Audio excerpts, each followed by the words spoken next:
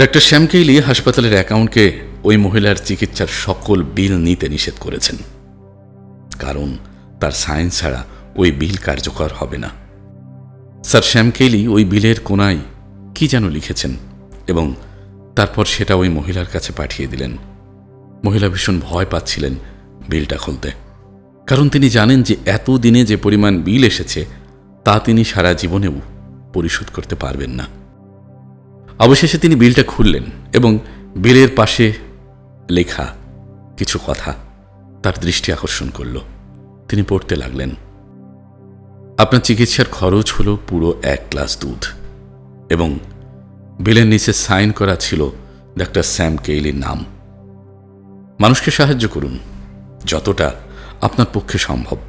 হয়তো এই অল্প সাহায্যের ফল হিসেবে আপনি এমন কিছু পাবেন যা কখনো আপনি চিন্তায় করেননি, কল্পনায় করেননি।